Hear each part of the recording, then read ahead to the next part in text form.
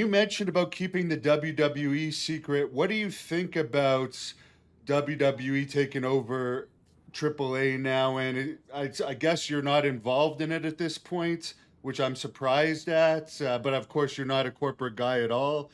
But what do you think about the changes? And did you see this coming at all? Like in the 90s, when you were the Hulk Hogan of Mexico, could you have imagined at some point WWE is going to buy AAA and it's going to become like Undertaker backstage, apparently running things?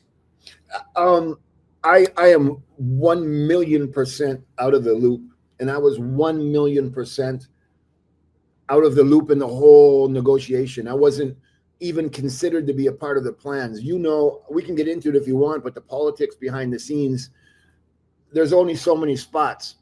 And I'm the kind of person that is unique. I can fill a role, but there's only a certain amount of roles for guys like me to fill. And if there's other people that are involved in the political conversation, they might be better or worse than you at that role. But if the right asses are kissed at the right time, that's how you kind of get ahead in this business, in any business in life. And that's okay. I'm not bitter about it at all. Did I see it in the 90s? Yes, for this reason only, because rest in peace, Antonio Peña, when he was in the Arena, Mexico, he's the guy who discovered me. He's the guy who made AAA. He told me that one of his dreams was to build up a library of video that was so valuable that one day, when this is when the WWE was playing with their network, he had mentioned to me it would be amazing and a great business opportunity to sell that library. That is when I first heard about something like that. I kind of had that in my mind this whole time, because there are certain things in the wrestling business that you see and you're kind of like, well, how the fuck does this make sense? Or how is this surviving, or what? But then when you see the other pieces of the puzzle, you got to kind of step back and kind of open your eyes and read between the lines. I was fortunate enough to do that. Do I think it's going to change things? No. You know this as well as I do.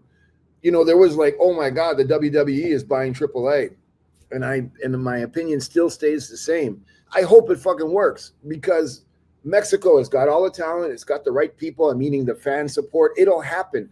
But you can't go into Mexico and charge what you're charging for the tickets. The people don't make that much money. And this is something they feel is theirs. So now that an American corporation has come in, taken 6 or 7 guys, given them a couple $100,000 and made all this publicity, it lasted for 2 weeks. And then it kind of did the classic wrestling thing, and it went back into those who are in the loop will be the ones. It made an impact for the first 2 to 3 weeks, but it made an impact on social media. What is going to happen? This is so great. This is so great. I personally don't see any big change. Maybe I'm crazy. Maybe I'm going to get a lot of hate for what I'm saying, but I don't see the mountains moving. Do you think now they have AAA? TNA's pretty much a farm system, but I guess they have the option to buy TNA. That's been confirmed whenever they want. They've got NXT, Raw, and SmackDown. Are they biting off more they can chew there with really 5 companies to run well? And how do you expect fans to want to watch all that product every week? That's a lot to watch. And I'm not saying this in a bad way, and you may end up working for them one day, so I'm not trying to get you in trouble, but just as a fan, do you think that's too much for one company to handle? Oh fuck, dude! Thank you. I don't get in trouble at this stage in the game. If I'm not getting in trouble, then something's wrong. I agree with you. It's almost too much to watch, which is what's exciting for me as part of Lunacy. Give something different, characters who are different, who don't look like the classic short tights and brand new boots and jacked up body and no personality.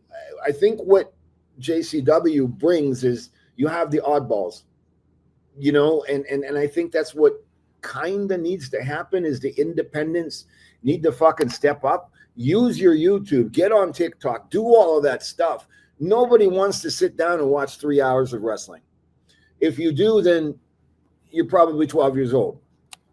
But if you're like me, I'll watch 20 minutes. If I'm fucking into it my whole life and there's something that catches me.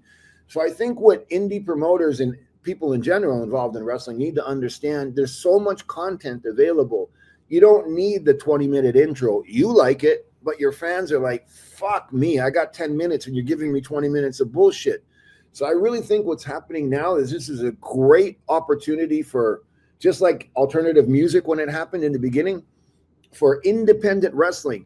Cut it down, less is more, put your best shit out there and stay relevant